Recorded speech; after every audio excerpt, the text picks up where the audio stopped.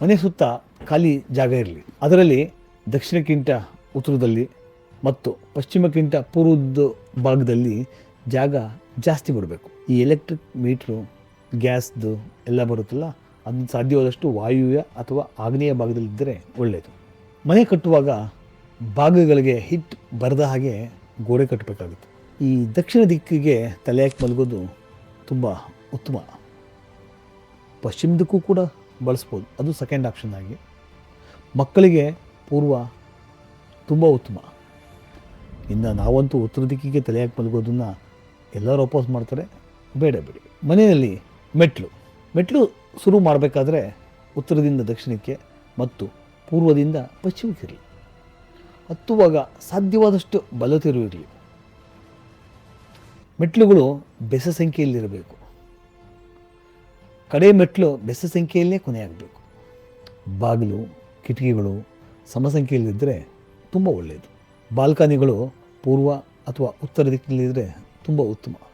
ಸ್ಕೈಲೈಟ್ಸ್ ಅಂತ ಹೇಳ್ತೀವಿ, ಅದನ್ನು ಪಿರಮಿಡ್ ರೀತಿ ನಿರ್ಮಿಸಿ ಅದಕ್ಕೆ ಗ್ಲಾಸನ್ನು ಫಿಕ್ಸ್ ಮಾಡಿ ಮನೆಯ ಮಧ್ಯಭಾಗ ಅಂದರೆ ಬ್ರಹ್ಮಸ್ಥಾನದಲ್ಲಿ ಫಿಕ್ಸ್ ಮಾಡಿದ್ರೆ ಸ್ವಾಭಾವಿಕವಾದ ಬೆಳಕು ಮನೆಯನ್ನೆಲ್ಲ ಸ್ಪರ್ಶಿಸಿದರೆ ತುಂಬ ಉತ್ತಮ ಅಂತ ಹೇಳ್ತಾರೆ. ಮನೆಯ ಬೋರ್ವೆಲ್ ಸೈಟ್ನ ಈಶಾನ್ಯ ಭಾಗದಲ್ಲಿ ಬಂದರೆ ತುಂಬ ಒಳ್ಳೆಯದು.